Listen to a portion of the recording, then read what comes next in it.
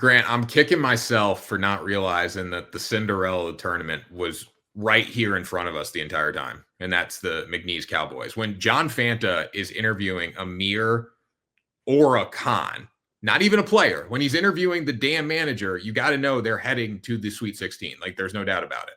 Did you see he has NIL deals now? Yeah, he's got Tick Pick, B-Dubs, Insomnia Cookies, I believe. Yeah, Insomnia. He had the iced out watch before the game. He was doing the Shador. I don't know if you saw. You know the crazy thing is, though? When they do something good, they're going to him, and he's not even sitting on the bench. He's in the stands. He's on that second row where the family sit. I mean, it's the power of the internet is what it is. Really, the biggest story of that game should be, what the hell did Clemson do? What happened? Clemson's not a powerhouse contender every year, but you remember when they beat Duke earlier this year, and there was that stat of like against top 5, top 10 opponents, whatever it was, they're the best team in all of college basketball. They always show up in the big games. Little old Clemson, football school, not a basketball school, but they show up. What happened here? They scored 15 points in the first half? The ACC is the worst basketball conference in America. And if you're Duke right now, I mean, Duke, not in their head, but if you're a Duke better, you should be a little concerned moving forward because the ACC has not had a great showing so far in the tournament. I mean, this was just a terrible, atrocious performance by Clemson. This is one of the better teams in the ACC. That's the wild thing. People thought they were underseeded.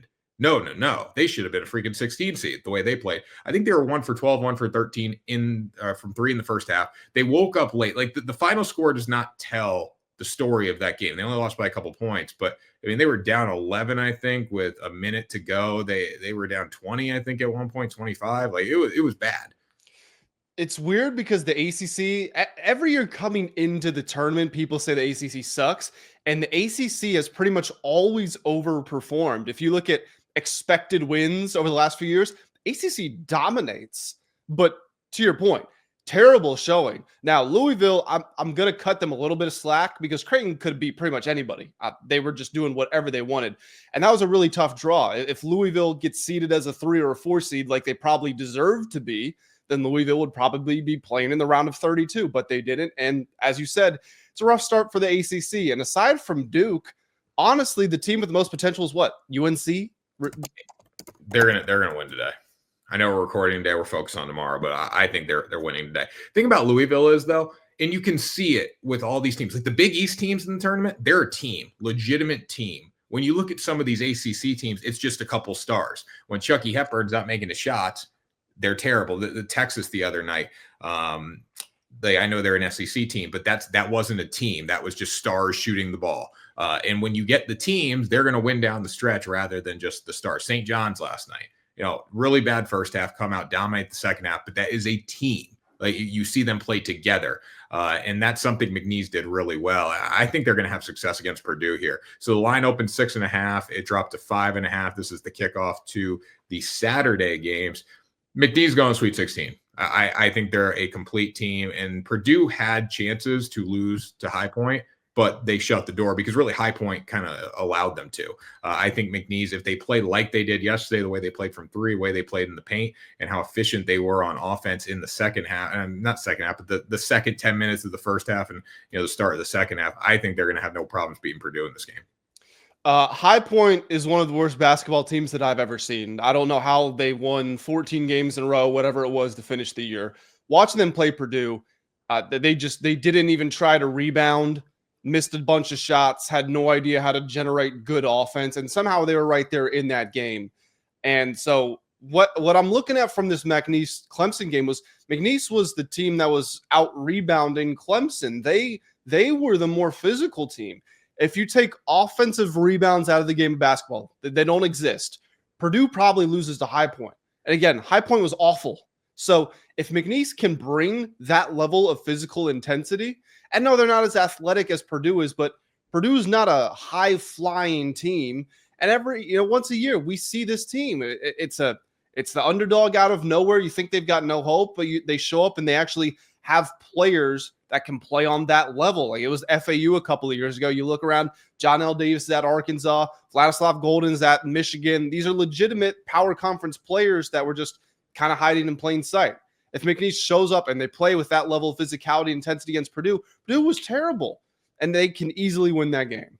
You know what I'm saying? F the points. I don't need the points. You can leave the points. Give me the money line, because you know who's going to be leading them on the court is Aura. And Aura is definitely following Will Wade to NC State too. Don't get it twisted. He's getting his master's degree at NC State. He probably will. It would probably be a good idea for the university to give him a scholarship if he's going to bring this much attention. Which is, I love Aura. But the social media area we're in is kind of dumb. Like, we should be focusing on the players, I feel like. I don't know one player on McNeese. I know Aura, though. And I'm not sure how to pronounce his name. I believe it's Quadir Copeland. I actually saw one of his old high school highlights resurfaced because of that game. I had never seen this before. He drove to the lane. I think he started to the left, crossed back over to the right. He went down. He jumped up, went between his legs, then switched back to the other hand and hit a reverse layup in midair. It's like, how have I never seen this before? I mean, they're good. They got players all over the floor, and they're physical, and they wanted to win. They wanted to be there. That's the biggest thing. These Cinderella teams, that every team has a chance to win, I think, every game, right? If you make shots, you can win. But the thing about McNeese, they just put their foot on the gas right away, where a High Point had chances, couldn't find a way. Like these other quote-unquote teams that could be Cinderellas, like they didn't take advantage of their opportunities, where McNeese was the aggressor throughout the entire game. Grant, St. John's, a little tough last night, a little struggle in the first half, come back second half, true team effort there. This team last night, Grant, you talk about their offense. They don't have much of an offense. Shot 45% from the field, 37% from three, almost 38%. Pretty good offensive showing in the second half, put up 50 points. I think the Johnnies have it in them to do this throughout the tournament. And the way the other teams look in their bracket, if they can get through tomorrow, I think they're headed to the Elite Eight. Yeah, so I am very interested to see how they do play against Arkansas, because obviously the Pitino-Calipari matchup is just going to be a lot of fun. Arkansas looked pretty good against Kansas. They got flustered by the zone. I'm wondering if that's something St. John's goes to. They haven't typically gone to that a lot, but I do want to see if that's what they pick up. Kansas had played 7 possessions of zone all year, and they were in it for the final 10, 15 minutes of that game. And again, it almost won it for them. They were able to come back, but that's going to be a fun game. After that, I think Drake's going to upset Texas Tech. If Texas Tech wins, you still would probably favor St. John's there. So I don't trust St. John's to – it sounds weird. I want to say I don't trust them to go on a deep run because of their offense. But if I am looking at these games, it's like, well, realistically, they should make it to the Elite Eight. And then at that point, that's where they can kind of start proving to me what kind of team they actually are. They have the way the bracket's shaped up, they have an easier draw than Florida to get to the Elite Eight. Oh yeah, they have an easier draw than everybody, and that's because of the 7-10 matchups, I think. And then on the opposite side of the bracket, I think Auburn's the most beatable 1 seed. Yeah, and I do think they're going to beat. I think they're going to win this game. I think I think that St. John's will beat Arkansas, but like looking at yesterday's game with Kansas had multiple opportunities to win that game. They just couldn't do it. Credit to Arkansas. But when Hunter Dickinson goes 11 points, 9 rebounds, shot 30% from the field and 4 turnovers, this is a guy that usually shoots like 50% from the field. You have a significant issue there. So Kansas really had no chance without him performing. And credit to Arkansas, but I do think the Johnnies are an elite team. I think offensively, we saw the high end in the second half. They just need to bring that to a point where they don't fall behind too far and shoot themselves in the foot. Yeah, I mean, Hunter Dickinson had 11 points in the first, 8 minutes or so, and then he didn't score for the rest of the game, and they were playing a lot better without him. They had Badunga out there, and he was there when they were making the comeback in the second half. The offense and the defense just looked a lot. And as soon as Hunter Dickinson came back in the game, they blew the lead that they had taken. I don't know how your season is on the line and you end up with a Hunter Dickinson 3 to win the game. Not to win the game, but to put you ahead with 40 seconds left. But yeah, he was terrible. Some big players stepped up for Arkansas. Adu had a season high in points. Boogie Fland was supposed to play 10 to 15 minutes. He ended up playing 24 because he was just really good for them. So Arkansas, any team that wins the first game, it's dangerous because they can go on a run. They can get some momentum. And that's a better win for Arkansas than it is for St. John's. So what is the spread on this game? 6.5, bet up to 7.5 now. That's still a little tight. I might be willing to take Arkansas 7.5. We'll see how I'm feeling. Give me the Johnnies. Kadari Richmond, RJ Lewis. This team's Elite Eight bound before the Florida Gators smack them. So, some other games here. Not really a ton of upsets. It was a good day for the chalk, and that's what a lot of brackets are picking. Like, you just look around. 8 beats 9. Creighton beats Louisville. Okay, but that whatever. We got a 4-5 that advance. 10-2, 11-3, 6-3, 1-8, 7-2. For the most part, just what you expected to happen is what happened. So Michigan and Texas A&M, two of the teams that were quote unquote on upset alert, right? Michigan finds a way to beat UC San Diego. That was really disrespectful to Michigan. I know the game was close, but the Michigan boys came out and they saw the spread for sure because they played extremely hard in that basketball game. And then credit to UC San Diego for battling back. Texas A&M, Yale had chances against them, but A&M proved a lot yesterday. I really thought that was a legitimate upset pick with Yale, but Texas A&M showed up. So this is going to be a pretty good game here. You got spread coming in at 2.5 in favor of Texas A&M. I'd be all over Michigan in this game. I would as well. I think Michigan. I was a little hesitant because Big Ten tournament winners have not done well in March Madness, but was a good win for Michigan. They lost the second half, and UC San Diego did make a game out of it, but Michigan was always in control of that game. And with the way they're playing, I trust them a little bit more than I trust A&M, I guess. My thing is going to that UC San Diego game. I know you were high on UC San Diego, but overall, my theory on why I was picking Michigan to move on, when you look at their coach who took a FAU team to the Final Four with absolutely no resources. Now you're at Michigan, you just won the Big Ten League. They were not getting eliminated in the first round in my mind. Well, see, what I was worried about is UC San Diego was the best team in the country against the spread, and Michigan minus 2.5 was one of the most bet sides of the day. So it's like, are we forgetting what happened here? The thing for me was it's two teams with such unique styles. Michigan loves to run a 4-5 pick and roll. I can't tell you anybody else that does that, college or professional. And then UC San Diego just goes bombs away from three. Like 60% of their shots are threes. Totally diametrically opposed styles, and whichever one won out was going to win the game. And Michigan was able to assert their style of play, combined with UC San Diego missed a bunch of shots in the first half, and from that point, it was just going to be tough to come back. Danny Wolf, Ladislav Golden, too much for the UC San Diego mid-major boys to handle there. Who do you like? So you like Michigan in this game, Grant? I think Texas A&M's trash. I never had a lot of respect for Texas A&M. Will Taylor is a good basketball player, but they go cold from the field too much. I think Michigan's just going to be able to enforce their will down low on them. Yeah, I agree. The game that I think is the most interesting in this region is Auburn and Creighton. And I'm saying it right now, Auburn is firmly on upset alert. I know they are 8.5-point favorites here. Creighton played a little bit above their level against Louisville. Louisville, actually, if you look back, like that second half, Louisville was making shots. They were going on runs. They were doing what they could, and Creighton just would not open the door up. It was always cracked. It never swung open. And to their credit, that's what you have to do. That's how you win games. It's how you assert yourself. But if Creighton comes out and they're able to shoot like they did, and Kalkbrenner's going to be able to get some blocks, clog up the interior, playing that drop coverage.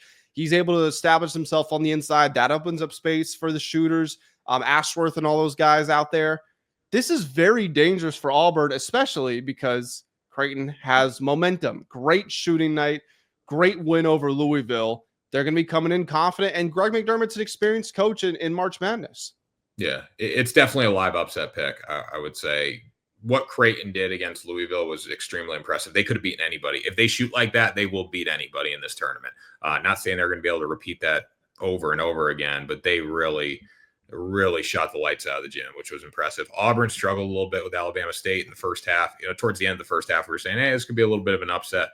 It was a couple-point game there, and then Auburn ended up winning the first half by 10. They won the second half as well. What I'm looking for with this Creighton team is just, can they continue to shoot the three ball like they did? And can they continue to play like a team? Stephen Ashworth, dude, looks like he should be in selling insurance right now. Like, he is 24 years old, got a little kid in the stands. He was impressive yesterday. Obviously, Kalkbrenner as well. But they have multiple pieces too. When you're talking about this team, you can't focus on one player. Like, they have multiple high-level stars that play as a team, and that makes them really dangerous here. So I would be taking the 8.5 points with Creighton. Open 10.5, now down to 8.5 here. So get it while you can. Yeah, opening at 10.5 is crazy. If I had known that, if I had been wise enough, unfortunately, I went to bed early, so wasn't there shopping around all the lines. But yeah, that would have been a good price. Definitely. Another upset pick that you're potentially leaning towards, Grant, is Drake, right? Yes, Drake. Drake, like the Soulja Boy clip. Drake's a good team. And I think, well, I know that there's a stigma around Drake because when they came to the tournament in years past, it was always take Drake. Drake is the team to watch. If I remember right, 2 years ago, they played Miami, I want to say. And then I forget who they played last year, but it was always look at Drake, Tucker DeVry, all those guys, and they were never able to put it together. This Drake team is even better than the ones of years past. And you saw that to a certain extent in their win against Missouri. Missouri found success when they just kind of leveraged their athleticism, because obviously Drake's not going to have the same athletes as an SEC school, but that's something that they were able to get over. They were able to work around it. They shoot the ball very well. They generate very efficient offense. They're pretty tenacious on the glass, and they're 31-3. You know, there's just something to be said for winning games. Again, to reference FAU was tied with Houston for the best record in the country that year. And all I heard before the tournament started was, well, look at who they're playing. And yet you're right. It's not the most impressive schedule in the world, but if you go 31-3, you develop winning habits. You develop confidence in close situations. We know what happened to FAU. I'm not saying Drake is going to do that, but I think this is absolutely a beatable team that they're going up against here. You know, Texas Tech has some injuries. They were able to get past UNC Wilmington, but it was a 10-point game. UNC Wilmington did make a game out of it. I'm taking the upset again. Yeah, I'd be leaning on the upset here as well. Just because Texas Tech does not impress me. And the thing that concerns me most is how they played against UNC Wilmington. I mean, they got out-rebounded by them. It was 42-41. That's the team. And let me jump in. That's supposed to be their strength. They are one of the best offensive rebounding teams in the country. And they did win in offensive rebounds, but just overall, they lost 42-41. They got 3 more offensive rebounds. A lot of time offensive rebounds too. It comes down to effort, but it comes down to luck. And they just weren't good. They shot 65% from the free throw line. They were 39% from the field, 28% from 3. Those are upset numbers. Like, those have upset written all over them if you don't show up. So if they do that again against Drake, they're in trouble. The way Drake played in the first round. Yeah, I 100% agree. So moving on here, we're pretty much in lockstep, Grant. Pretty much in lockstep, moving down the list. Yeah, I don't think we have a different pick yet. I think there's picks that make sense and there's picks that don't, though, honestly. So this one we could be in lockstep a little bit. We got Wisconsin versus BYU. I'm going to tell you what right now. I love the Mormons in this game, Grant. I really do. So I should probably come clean. I have BYU in my Final Four. Okay, that's not good, but I do like in this game. I don't love saying that out loud, I'll be honest. But when I looked at their bracket, I genuinely believe VCU would be a tougher game for them than Wisconsin. VCU and BYU, there's such different styles of teams, kind of like what I was saying with Michigan and UC San Diego. BYU is red hot. They can turn into lasers from three-point land. They score a bunch of points. VCU was this ultra aggressive defense that was top 25 in steals, blocks, turnovers forced, charges, defensive rebounds, everything. They were bad matchups for each other. Can we press the pause button now? Can I press the pause button a second? Yeah. All right. Sorry to cut you off. This has nothing to do with you, Grant. This is everything to do with the media and the public. I get so frustrated, and I know anything can happen in March. And like Drake won outright yesterday, like whoop-de freaking do. McNeese won outright, but there's just some upsets that you could point to that say, hey, anytime we get 12-5, you're like calling upset. Anytime it's 13-4, we're calling upset, right? That's a problem in my mind because BYU and VCU were 2 different playing fields. Like, VCU legitimately can't score. Yes, they play great defense, but they play great defense against the Atlantic 10. I could play great defense against Fordham, okay? And they do that. congratulations. When you're playing the Mormons, it's a different line of work there. And these men can knock down shots at will. And they started to do that. And once they ran away with it, it was never close. So I was on BYU. It's one of the picks I made successfully yesterday. I didn't make everything successful, but I was looking at that game and I'm looking at VCU's offense. And then I'm looking at their defense. So they had good defense against bad teams, and they had bad offense against bad teams. And then I'm looking at BYU. They can shoot the lights out of the gym against power conference teams. And I'm going to take BYU 100% of the time there. No, it ended up being the right pick, and I trusted BYU there. It's funny the way the game played out, because to your point, VCU's defense did not hang, but VCU, their biggest issue or the biggest concern coming into this game was, what if they go cold from three? They're not going to keep pace with BYU. They made 13 threes. They shot 40% from three, VCU did, and they still were down double digits most of the game. So the way it worked out, it worked out in BYU's favor. Wisconsin's only 1.5 point favorite. I like BYU. They had won 10 games in a row to finish their season. They are very hot. It was very good win against VCU. I think VCU was supposed to be the bad matchup for them, and they won comfortably. I don't see Wisconsin doing that to them. And then if they get to the Sweet 16, you would assume they would be going against Alabama. We haven't actually seen Bama in this tournament. Again, we're recording on Friday. I'm just going to guess that they're going to win. And it's two teams that play a very similar style. They both want to run up and down the court. They both can get super hot there. They both take a bunch of threes, and really just whichever team has a better shooting touch that day is the one that's going to win. And I just think there's a lot more value on BYU. Yeah, I mean, getting a little plus money there. And these games are so good to live bet too. I think this entire tournament, when I look at the opportunities to live bet, Michigan had no opportunities to live bet if you were on Michigan. North Carolina had no opportunities to live bet in that first 4 game. But a lot of these games, and this is excluding all the 1 seed games because you never have a chance to live bet those. But the tight, like 3.5 to 4.5, 5.5 point spreads, there's been pretty much opportunities to live bet every single game and get teams for plus money. So don't feel like you have to jump in right away when you're getting plus 105, plus 110. You're going to be able to get that at some point in the game, but you got to be watching it for sure.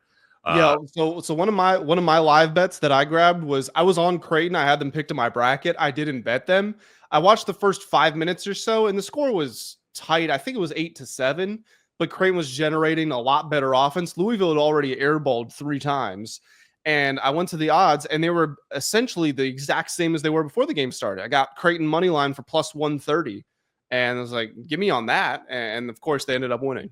Well, the thing is, you can tell in the first 5 minutes of a game who's going to win for the most part, or who at least has the better shots and the better offense. Like even Texas the other night against Xavier, I was watching that game and I had Texas and I watched the first half and I'm like, this is great. They're playing awesome, but they're a team of stars. And when the dudes get cold from the field, Xavier's going to make their run. And they did that because you could watch it and say, well, Xavier's a team, Texas isn't. Like last night, UCLA versus Utah State. That game started close. UCLA ended up blowing them off the floor. But that was the first time of the day where I felt I had a bet like that closed out a parlay for me where I was like, this team is just clearly the better team. And even though it's back and forth, I know they're going to win the game because I see that they're that much better. My friend gave me a stat, and he didn't know the exact numbers, so I don't know the exact numbers. But when he told me it was over the last X amount of years, double-digit Mountain West teams were, he said, either 1-26 or 1-29 in March Madness. And so now after Utah State gets demolished by UCLA, you can add to that list. Yeah, they're not good. Not good at all. Which also makes me concerned because I kind of like Colorado State as an upset team. Once we post this on YouTube, we're going to find out a couple hours later if I'm right or not. But I am a little bit scared about that, given what Utah State did. Their favorite. That has to do with injuries. So we'll see how it goes. Their favorite. I don't know, upset. I mean, the 12-5 is just I'm going to take Memphis in that game. Take the plus money. You know who I felt really bad for going back to seeding here? I felt really bad for Georgia. Georgia got smoked, Grant. Before the bracket came out, I was telling people Georgia is an upset team to watch. The moment I saw they were playing Gonzaga, I said, oh, hell no. I'm betting Gonzaga spread. Stay off of Georgia. This is just not at all who you wanted to face. Gonzaga was overseeded. Or underseeded. Absolutely, yeah. I mean, Louisville, they didn't win, but Louisville was underseeded. And then Gonzaga as well. I think it was clear as day that they should have been higher. Yeah, but Georgia's also not good, Grant. Can't forget that. It was a terrible matchup from an experience perspective. You consider the fact that Georgia was a nobody program basketball wise for a recent stretch here, even though they have a projected lottery pick. Gonzaga's got a proof of concept. They've got the best assist man in the nation. They got one of the best coaches. They've been on deep runs before. There's continuity with their team. They can shoot. They can score from everywhere. They can defend. Just a terrible matchup for Georgia. And the Georgia boys also didn't really show up either. That was what it came down to. The lights were a little too bright. This wasn't Kirby Smart on the old gridiron playing the pigskin, Grant. This was basketball, and that's not what they're used to down in Georgia, in Athens. No, it's not what they're used to, but it is what Gonzaga is used to, and it's what Houston is used to as well. And this is going to be the best matchup of the entire second round. This could have probably been a Final Four game if the bracket was shaped up any differently. Houston's favored by 5.5. They just won by 38. By the way, also kicking myself there. I wanted to take Houston minus 32.5. I really did. I was like, I'm not going to kid myself and act like I've watched SIU Edwardsville games. And I couldn't bring myself to bet a 32.5 point spread, but I wish I did. In this bracket too, while you do have Houston, you have Gonzaga. Like this is probably the Elite Eight matchup, I would say. But then you're gonna have to face a hot McNeese team or Purdue. I'm assuming McNeese because Houston would dominate either. So would Gonzaga. But then Tennessee is going to be a dogfight in the Elite Eight. That's going to be a legitimate game. So if you get that matchup, you have two really tough games. This is tough right off the bat because one of these teams isn't going to the second weekend, and they're both worthy of being second weekend teams. Grant, I know you love Houston. I know you picked them to win everything. But when I look at this game specifically, Mark Few can't get the job done late in the tournament. Houston just hasn't gotten the job done at all. And I know you think they're this well-rounded team, but if there's a team that's going to upset Houston, it's going to be Gonzaga in this round because Mark Few and Gonzaga is consistently a second weekend team. They've gotten to the Final Four. I think they're going to find a way here. I'm 1,000% with you until the end. I'm still taking Houston to win this game, but this is going to be Houston's toughest game until I don't even know who's in the. Elite Eight. I have a feeling Cooper Flagg's not healthy. I'm just gonna say it. We're gonna get beat. Duke's not going to the national championship. I don't think they're going to the national championship. I'm not convinced they're going to the Final Four. Even if Flagg plays, it's bad timing. If they're fully healthy, it would be totally different. But they're not. I don't believe Flagg's healthy. So if I'm to assume Duke's not going to make the Final Four, I think this could be Gonzaga or Houston's toughest game until the national championship. Seriously, Gonzaga is that good to me. They're ninth in Ken Palm's rankings. It's like they're a total outsider at the 8th seed. Don't pay any attention to that. That does not describe who they are. Do you have odds to get to the Final Four right now? Because I don't get them. And Connecticut's the weirdest state when it comes to this. They don't let you do those types of bets. Where at Massachusetts, I had them and I bet them, but now I'm in Connecticut. So so Virginia's weird. Like you can't place a lot of prop bets. You can't place in-state college stuff. You can't do player futures. Like I can't bet on who's going to win the home run derby or who's going to throw for the most passing yards. That sucks. But I do have Final Four odds. Do you want them for this Houston region? Give me Gonzaga right now. Gonzaga is third in the Midwest region. You got Houston at plus 130, Tennessee at 4-1, Gonzaga at plus 490, and then the next one in that region is Kentucky at plus 1,000. Well, the time to bet Gonzaga was at 8-1 when the bracket opened, but I still like them at plus 490. It's a good value. Now go to can you give me national championship odds? Like what's Duke in Florida? Let's see. March Madness. Nope, that's not what I'm looking for. National champion. It was right in front of me. Okay, so we got Duke is still the favorite at plus 290. Again, this is as of Friday morning. Florida is second at plus 360. Auburn at plus 550. Houston at plus 600. And then there's a big drop off once you leave the 5 seeds. Next in line is Alabama at 19-1. Wow. Yeah, Gonzaga to win national championships a pretty good bet right now. So Gonzaga is 1, 2, 3. They're 8th and they're at 26-1. They are just ahead of St. John's. That's good value. That's really good value. Gonzaga's a good team. I like Gonzaga to pull off an upset here. If Houston wins, it wouldn't surprise me, though. I think if we got to the Final Four or we got to the Elite Eight and it was Tennessee versus Houston or Tennessee versus Gonzaga, I would trust Gonzaga more against Tennessee, as crazy as that sounds. Before any games were played, I said whoever wins between Houston and Gonzaga goes to the Final Four. I am now going to say whoever wins this game is going to the national championship. It depends, because Alabama can shoot the lights out of the gym if they get hot, and that's dangerous to me. Duke, I don't know if Cooper Flag's healthy. We're going to see today how much he actually plays. He shouldn't play at all today, but if he doesn't play and he's sitting on the bench in sweatpants, those odds are going to fluctuate a little bit, because we're going to be able to see how he moves in warm-ups and all that stuff. Yeah, I know we don't want to talk about these games too much because they're going to be played in a couple of hours.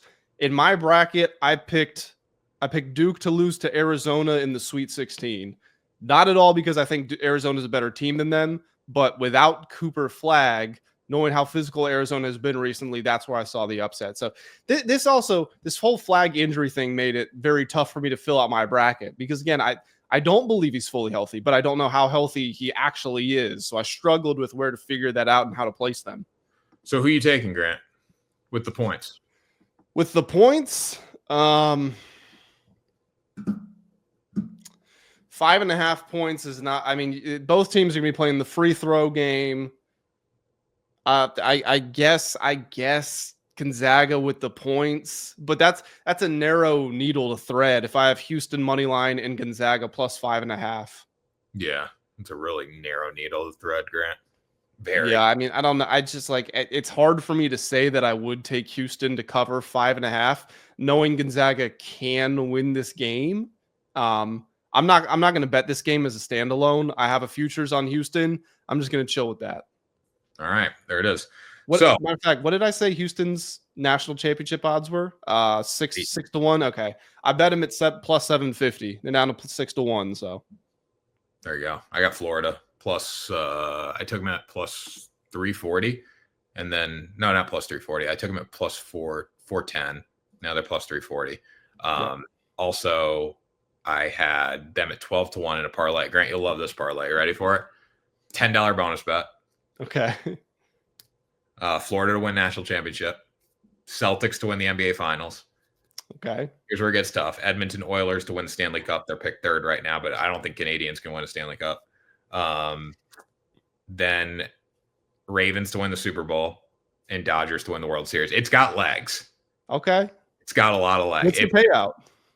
$75,000. Okay.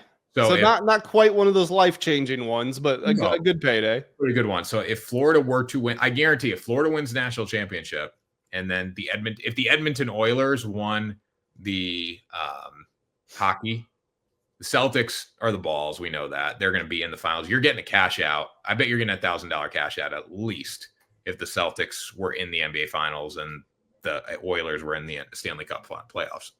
You know what's funny about those futures parlays? You look back at them, and they always look so obvious. Like those 12 leg futures bets.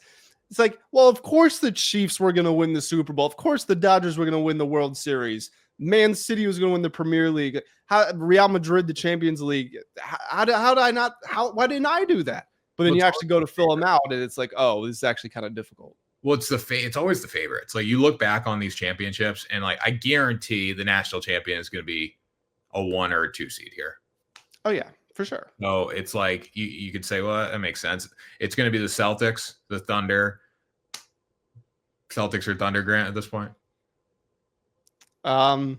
If I'm ranking likelihood, I would go Celtics, Thunder, Lakers, Cavs. There you go. So it's one of those teams. If it's not the Celtics or Thunder, that'll be a little surprising just on like betting stuff.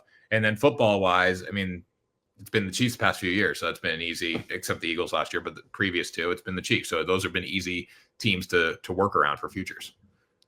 McNeese, Purdue. You're taking McNeese, right? McNeese, Purdue. Yeah. Screw the points.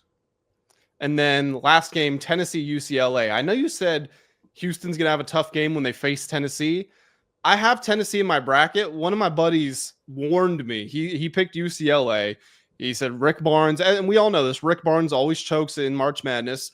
Mick Cronin's a very good coach at UCLA, and UCLA was awesome against Utah State. Now, big world of difference, Utah State to Tennessee, but they are coming off of a 25-point win.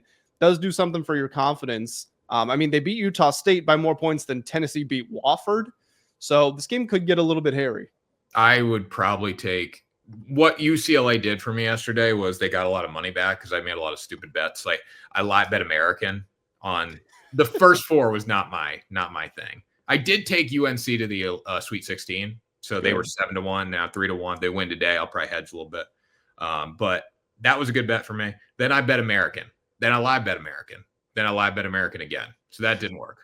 Then I had Texas. So right there, I was already in the hole to start the weekend.